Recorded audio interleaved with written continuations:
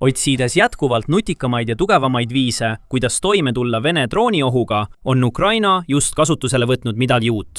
Midagi, mida isegi Pentagon pole veel loonud ja midagi, mida Venemaa ei suuda peatada.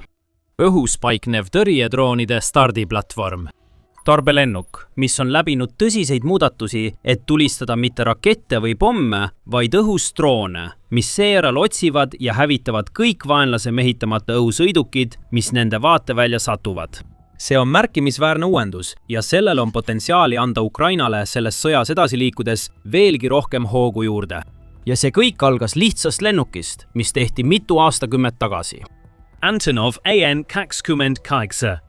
Mitte mingi uhke hävituslennuk ega keerukas ründelennuk. Lihtsalt 2 mootoriga turbopropellermootoriga transpordilennuk, mis tegi oma esimese lennu 1969 aastal ja on suurema osa oma eksistentsist veetnud, kasutatud kas lühimaa reisilennukina või tarbelennukina inimeste, kauba või muude esemete transportimiseks ühest punktist teise. Kuigi neid lennukeid ehitati ligi 200, on tänaseks töökorras alles vaid veidi üle tosina. Mõnda neist kasutatakse endiselt lennuliinidel Venemaal, Armeenias ja Tadžikistanis. Väidetavalt on väike arv neist endiselt kasutusel ka sõjaväeteenistuses Gruusias, Tansaanias ja Ukrainas. Enamik maailma sõjavägesid ei näeks sellises lennukis eriti suurt väärtust. See on suhteliselt vana ja väike, mitte eriti kiire ning seda ei loodud lahingutegevust silmas pidades. Ukraina aga ei ole nagu enamik sõjavägesid. Ukraina ei ole pillav. See ei vii vanemaid vahendeid lihtsalt pensionile ainult nende vanuse või oletatava väärtuse puudumise tõttu. Selle asemel otsib see väärtus sealt, kus teised ei otsiks. See mõtleb raamidest väljapoole, otsides alati võimalusi, kuidas olemasolevaid sõidukeid ja varustust maksimaalselt ära kasutada. See seab ülemaailmse mõõdupuu, kui võib olla kõige leidlikum sõjavägi tänapäeval, muutes sujuvalt väärtusetud vahendid maailmatasemel uuendusteks. See teeb seda mitte tingimata sellepärast, et tahab, vaid sellepärast, et peab.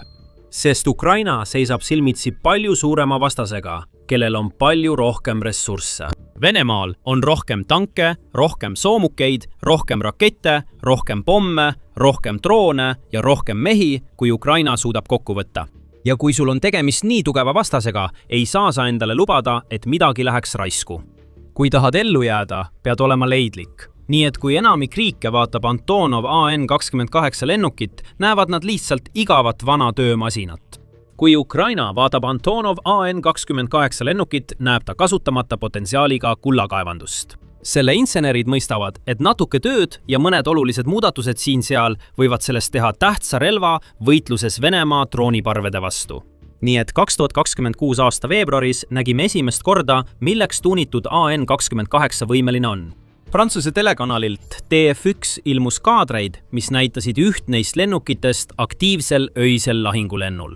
Kuigi algne AN-28 disain ei sisaldanud relvi ega relvastust, oli see AN-28 varustatud oma enda 6 toruga Gatling tüüpi 7,62 mm M134 kuulipildujaga, mis oli paigaldatud kabiini uksele. See minikuulipilduja, mis suudab tulistada 3000 kuni 6000 lasku minutis ehk 50 kuni 100 lasku sekundis, on end õhuoperatsioonides edukalt tõestanud. See oli näiteks standardvarustuses AC-47 Spooky-lennukil ning erinevatel külgtulega relvalennukitel, kuid ajalooliselt kasutati seda sihtmärkide tabamiseks maapinnal. AN-28 puhul oli Ukrainal aga teistsugune sihtmärk, Vene droonid. Ja selgub, et see on üllatavalt tõhus. Prantsuse televisioonis eetris olnud kaadrid näitasid, et AN-28 kokpiti all oli maalitud 115 Shahedi või Gironstari kaugmaa ühesuunalise ründedrooni silueti, millest igaüks tähistas kinnitatud allatulistamist. 2 siluetti olid värvitud kollaseks, mis võib tähendada suuremat allatulistamiste arvu ning uudisreportaažis avaldati, et AN-28 ja selle 4-liikmeline meeskond olid filmimise ajaks kokku hävitanud peaaegu 150 drooni. Reportaažis mindi ka detailidesse selle kohta, kuidas lennuk tegelikult töötab. Seal selgitati, et A-28 meeskond on peaaegu alati ühenduses lennujuhtide maapealsete meeskondadega, kes juhivad lennuki piirkondadesse, kus on nähtud Vene droone. Igal meeskonnaliikmel on oma roll nende droonide leidmisel ja hävitamisel. näiteks on seal kaameraoperaator, kes istub infrapunakuva ees ja jälgib otsepilti lennuki välisküljele paigaldatud kaamerast, otsides ümbritsevast taevast märke elust. Lisaks piloodile on lennukis ka kuulipildur, kellel on öövaatlusseadmed ja kelle ülesandeks on minikuni käsitsemine ning tulistamine piirkonnas olevate droonide pihta. 4. ja viimase meeskonnaliikme täpset rolli pole täpsustatud, kuid tema ülesandeks võib olla erinevate ülesannete täitmine, näiteks minikuni tõrgete kõrvaldamine, selle uuesti laadimine või teiste meeskonnaliikmete toetamine muul viisil. Igal juhul on võib-olla kõige muljetavaldavam meeskonna juures see, et nad ei ole eluaegsed sõjaväelased aastatepikkuse lahingukogemusega, vaid tsiviilvabatahtlikud, kes on otsustanud taevasse tõusta ja oma elu kodumaa kaitsmise nimel ohtu seada. Ja iga õhkutõus võib jääda nende viimaseks, sest AN-28 ei olnud loodud sõjapidamiseks, eriti mitte 21. sajandi sõjapidamiseks. Oma hüperhelikiirusega rakettide ja kamikaatse droonidega, mis suudavad sellised väikesed lennukid nagu see hetkega hävitada. Vaid ühest Vene tiibraketi või drooni tabamusest õigesse kohta piisaks, et see lennuk alla kukuks. Ja Venemaa tõstab pidevalt panuseid. Näiteks 2026 aasta alguskuudel ilmuvad teated, et Kremli väed varustavad oma droone uue relvastusega, sealhulgas kaasaskantavate õhutõrjesüsteemide, Manpatside ja R-60 õhk-õhk-rakettidega, muutes need veelgi surmavamaks kui varem. Viimased droonilained varustatakse ka enesekaitsesüsteemidega, mis suurendavad nende ellujäämisvõimet õhus. Kuid Venemaa pole ainus, kes täiustusi teeb. Ka Ukraina täiustab oma varustust. Minigani lisamine oli alles algus. Nüüd on AN-28 muudetud tõrjedroonide platvormiks. Seda avalikustati videos, mida jagas 2026 aasta aprillis Ukraina piloot ja vabatahtlik Timur Fatkulin, kes on varemgi tutvustanud Ukraina kõige erakordsemaid lennundusuuendusi. Video näitab, et AN-28-le on paigaldatud tiivaalused ripsõlmed, millele on kinnitatud 2 tüüpi tõrjedroonid, Skyfall B1 Sun ja Merops AS-3 Surveyor. B1 Sun on üks Ukraina arsenali kõige sagedamini kasutatavaid ja tõhusamaid tõrjedroone. Selle kuju meenutab peaaegu kuuli ning sellel on modulaarne 3D prinditud lennukorpus. See suudab saavutada tippkiiruseks umbes 300 km tunnis ehk 185 miili tunnis. Kuid vajadusel on see võimeline liikuma märksa kiiremini, maksimaalseks kiiruseks umbes 450 km tunnis ehk 280 miili tunnis. See on sellel püüduril enam kui piisavalt kiire, et jõuda järele ja hävitada peaaegu iga Venemaa poolt kasutusele võetav droon.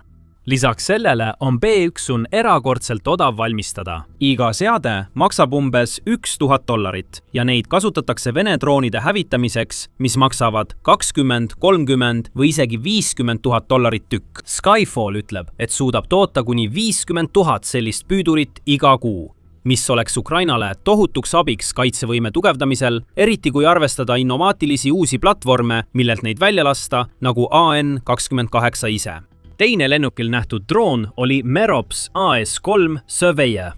Nagu B1 Sun on ka AS-3 väike ja suhteliselt odav droon, mis on loodud teiste droonide õhus otsimiseks ja hävitamiseks, võttes need maha enne, kui need jõuavad oma sihtmärkidele lähedale. Siiski, kuigi B1 Sun on üks kõige kompaktsemaid ja kulutõhusamaid valikuid, mis on mõeldud väiksemate ja odavamate Vene droonide hävitamiseks, on AS-3 loodud veidi tugevamate sihtmärkide jaoks. Selle lõi Californias asuv ettevõte Perennial Autonomy, mis oli varem tuntud kui Project Eagle ning sellel on kuni 20 kilomeetri ehk 12,5 miili tegevusraadius ja võime saavutada maksimaalseks kiiruseks umbes 280 km tunnis ehk 175 miili tunnis. Seda saab juhtida käsitsi või jätta autonoomselt tegutsema, kusjuures tehisintellekt juhib iga selle liigutust ning pardal olevad andurid aitavad sihtmärke tuvastada ja jälgida. Iga seade kannab 2 kilogrammist ehk 4,4 näelast lõhkepead ning suudab sihtmärgid hävitada kas otsese kokkupõrke teel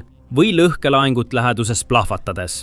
Ukraina on kasutanud Merops-süsteeme alates 2024 aastast ja osa neist droonidest on saadetud ka USA ja NATO liitlastele, nagu Poola ja Rumeenia, osana operatsioonist Idavalve, et tugevdada alliansi idatiiva kaitset. USA armee andmetel maksis iga AS-3 umbes $15,000, kuid seda summat saab vähendada kuni $3000, kui tootmist suurendada ja optimeerida. See muudaks Ukraina jaoks veelgi lihtsamaks ja odavamaks oma A-28 relvastamise, taevasse tõusmise ja Vene droonide ükshaaval allatulistamise, ilma et selle käigus tohutuid rahasummasid kulutataks.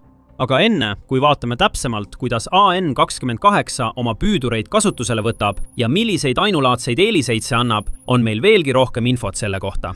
Kui The Military Show sulle väärtust pakub, siis ära unusta tellida. Nüüd näitab 2026 aasta aprilli salvestis AN-28 püüdureid tegevuses. Näeme, kuidas lennuki meeskond märkab ja kinnitab vaenuliku drooni olemasolu piirkonnas, enne kui nad lasevad välja ühe oma B1 suni. Püüdur sööstab hetkega sihtmärgi poole, plahvatades selle läheduses ja paisates selle õhust alla. Kõik toimub vaid mõne sekundiga. Fat Coolin, piloot, kes selle video üles laadis, kinnitab pealkirjas, et lennukilt välja lastud B1 suni püüdurid on juba tõelistes lahingutingimustes end tõestanud. Ta lisab, oleme treeninglendudel katsetanud ka mitmeid teisi püüdurdroone. Seda võiks nimetada odavaks õhk-õhk raketiks. Fat Coolin märgib ka, et aprilli seisuga on AN-28 oma minikuulipildujaga alla tulistanud 222 Vene drooni ning nüüd on sellel tänu sellele üliolulisele modifikatsioonile potentsiaali hävitada veel sadu droone. Sest droonide lennukilt väljalaskmine annab Ukrainale tohutu eelise mitmel erineval moel, mitte ainult ühel viisil. Esiteks suudab AN-28 tuua püüdurid sihtmärkidele palju lähemale, kui nad tavaliselt oleksid. Tavaliselt tuleks sellist tüüpi droonid maapinnalt välja lasta, mis tähendab, et nad peaksid esmalt kulutama aega, et tõusta mitme 1000 jala kõrgusele taevasse, et üldse jõuda oma sihtmärkidega samale tasemele. Ja kui sa üritad kinni püüda suhteliselt väikeseid droone, mis liiguvad sadade kilomeetrite tunnikiirusega, on aeg ülioluline. Iga sekund loeb. Seega, mida rohkem aega sa suudad säästa, seda tõhusamad on sinu püüdurid. Sellepärast on õhus startimine oluline. Kasutades maapealsete lennujuhtide meeskondade poolt antud andmeid, saab AN-28 meeskond lennata piirkondadesse, kus on nähtud Vene droone ja lasta püüdurid välja võimalikult lähedalt. Kui need droonid on AN-28 riputuspunktidelt lahti lastud, võivad nad õhus veeta vaid mõne sekundi, enne kui põrkuvad vaenlase droonidega. Teine suur eelis on õhus püsimise aeg. Püüdurdroonid on sageli kiired, odavad ja tõhusad kõige kahjustamisel oma teel, kuid vastupidavuse poolest ei ole need eriti head. Paljud neist suudavad õhus püsida vaid mõne minuti, läbides lühikesi vahemaid enne, kui neil jõud otsa saab. See tähendab, et Ukrainal ei ole mõistlik lihtsalt oma püüdurdroonid õhku lasta ja lasta neil õhus patrullida, hõljudes paigal minuteid või isegi tunde, oodates ja jälgides, millal mõni vaenlase droon piirkonda siseneb, ning alles siis õigel hetkel rünnakule asuda. Nad saavad need käivitada alles siis, kui on kindlad, et vaenlane tegutseb piirkonnas ja niipea, kui iga droon õhku tõuseb, hakkab kell kiiresti tiksuma, andes püüdurile vaid lühikese aja, et sihtmärk üles leida, sellele lukustuda ja sellele järele jõuda. AN-28 on täiesti teistsugune variant. See ei ole odav droon, vaid tõsine tööotstarbeline lennuk, millel on piisavalt suured kütusepaagid, et teha suhteliselt pikki lende. See suudab õhus püsida mitu tundi järjest, võimaldades tal teha pidevaid droonivastaseid patrulle strateegilistes kohtades. Ukraina saab saata AN-28 olulise taristu kohale, kus see võib veeta pikemat aega ümbrust jälgides ja olla valmis ohu ilmnemisel kohe tegutsema, pakkudes kindlat heidutust Vene agressiooni vastu. Sellise süsteemi teine eelis on see, et sellele saab paigaldada väga erinevaid relvi. Kuigi AN-28 ei olnud algselt mõeldud lahingutegevuseks, on Ukraina teinud vajalikud muudatused, et muuta see õhusõiduk droonitõrje platvormiks, millel on mitu kinnituspunkti erinevate droonide, relvade ja võib-olla isegi rakettide kandmiseks. See võimaldaks Kiievi vägedel tõhusamalt vastu astuda laiemale vaenlase ohtude spektrile. Teisisõnu, isegi kui Venemaa vähendab oma sõltuvust šahiididest ja läheb üle erineva suuruse, kiiruse või tegutsemismustritega droonidele, peaks Ukraina teoreetiliselt suutma neid pidevalt tõrjuda.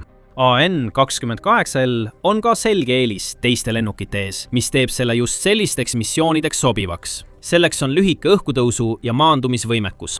See tähendab sisuliselt seda, et see suudab töötada väga lühikestel lennuradadel, ettevalmistamata maandumisplatsidel või muudes väikestes kohtades, vajades õhkutõusuks ja maandumiseks palju vähem ruumi kui teised tavalised lennukid. See on oluline, sest kui Ukraina peab tegelema Vene drooniohuga üle kogu oma territooriumi, ei ole tal alati võimalust kasutada suuri lennujaamu ja lennuvälju pikkade radadega. Selle asemel peab ta sageli kasutama lihtsaid ja lühikesi õhkutõusukohti ning ajutisi maandumisradu ning vajab lennukeid, mis suudavad sellistes tingimustes töötada. Õnneks suudab AN-28 seda ning sellest saab Ukrainale lähikuudel veelgi väärtuslikum vara, kuna Venemaa tootmistehased hakkavad järjest rohkem droone tootma. Nad on juba jõudnud umbes 5000 Shahidi või Jerini drooni tootmiseni kuus ning plaanivad seda arvu peaaegu kolmekordistada. Ukraina ei saa sellistes kogustes droonide vastu loota tavapärastele meetmetele. Pole mingit loogikat tulistada $1 miljon maksvate õhutõrjerakettidega droone, mille valmistamine maksab $1000 või vähem ja mida saab nii lihtsalt masstoota. Selle asemel on Kiievi kaitsjad pidanud välja mõtlema alternatiivseid meetodeid drooniohu vastu võitlemiseks. Tänu sellele on neil õnnestunud välja arendada üks maailma kõige võimsamaid, integreeritumaid ja kihilisemaid õhutõrjevõrke. See koosneb mitte ainult tavapärastest radaritest ja õhutõrjeraketipatareidest, vaid ka paljudest odavamatest ja tõhusamatest võimalustest, nagu mobiilsed maapealsed üksused, tehisintellektiga juhitavad relvatornid, suunatud energiaga relvad ja loomulikult ka tõrjedroonid. Tõepoolest, tõrjedroonide tähtsus kasvab iga päevaga, kuna need osutuvad võib-olla kõige kulutõhusamaks vahendiks Moskva droonide kahjutuks tegemisel. Neil ei pruugi olla maailma tipptasemel maa-õhk-rakettide massiivseid lõhkepeasid ega täppisjuhitavaid süsteeme, kuid neil polegi seda vaja. Lõppkokkuvõttes on nende ainus eesmärk hävitada teisi droone ja seni on nad sellega märkimisväärselt hästi hakkama saanud. Veelgi enam, need on mitte ainult oluliselt odavamad kui tavapärased õhutõrjesüsteemid, vaid ka lihtsamini valmistatavad ja suuremas koguses kasutusele võetavad, mis võimaldab neil katta suuremaid alasid. See omakorda võimaldab Ukrainal hoida oma kallimaid, kõrgtehnoloogilisi rakette reservis ja kasutada neid ainult siis, kui selleks tekib vajadus, näiteks vaenlase rakettide või lennukite vastu vastulöögi andmiseks. Arvestades kõike seda, ei ole sugugi üllatav, et Kiiev keskendub oma tõrjedroonide laevastiku laiendamisele ja mitmekesistamisele, kasutades üha erinevamaid mudeleid, millest igal on oma tehnilised näitajad ja võimekused. Alates kuulilaadsest B1 sunnist ja Strillast kuni 4 rootoriga Zero 8 nii, mis kasutab täiustatud tehisintellekti šahidide jälitamiseks ja hävitamiseks ilma igasuguse käsitsi juhtimiseta. Tänu sellistele uuendustele nagu AN-28 muudab Ukraina ka viise, kuidas neid droone kasutatakse. Neid ei saadeta enam ainult maapinnalt, vaid ka õhus olles. Ja on lihtne ette kujutada, kuidas riigi sõjavägi võiks seda kontseptsiooni veelgi edasi arendada. Ukraina kasutab juba niinimetatud emalaeva tüüpi droone, mis on suuremad droonid ja suudavad vaenulikul õhualal kanda ning välja lasta väiksemaid droone. Teoreetiliselt võiksid nad tulevikus kohandada ka teisi õhusõidukeid, näiteks transpordihelikoptereid ja Jakovlev Jak-52 treeninglennukeid, et need saaksid samuti kanda ja välja lasta B1 Suns ja Merops AS-3 tüüpi droone. On juba teatatud, et kerged lennukid ja helikopterid on hävitanud kuni 12% kõigist Vene droonidest. Kui neile paigaldataks omaenda minitõrjedroonide parved, hakkaks see protsent paratamatult tõusma. Alles jääb näha, kui kaugele Ukraina selle ideega läheb, kuid AN-28 on selge tõestus, et see toimib. Mis kunagi tundus vana, tavalise ja täiesti ohutu lennukina, on nüüd muudetud hävitust külvavaks droonide stardiplatvormiks. Veel üheks võimsaks lüliks üha keerulisemaks muutuvas õhutõrjevõrgustikus, mis kaitseb Ukraina taevast, tsiviilelanikke ja taristut. Veel üks märk riigi erakordsest võimest näha seda, mida teised ei näe, teha seda, mille peale teisedki ei tuleks, ning uuendusi teha kõige üllatavamal ja mõjusamal moel, saavutades need väikesed, kuid elutähtsad eelised oma vastase ees. Nüüd näete selles videos veel üht näidet Ukraina sõjalistest uuendustest, kus vaadeldakse niinimetatud Kremli tapja raketti, mis külvab hirmu Vene presidendi Vladimir Putini südamesse. Või kui soovite näha, kuidas Kiievi taktikad osutuvad Venemaa jaoks liiga keeruliseks, vaadake seda videot, mis uurib Ukraina salajast strateegiat vaenlase raketivarude ja stardiplatvormide hävitamiseks, jättes Moskva täiesti kaitsetuks selle ees, mis järgneb. Ja kui sa pole seda veel teinud, siis kindlasti telli juba täna The Military Show, et saada rohkem ülevaateid, analüüse ja sõjauudiseid, mida sa ei taha maha magada.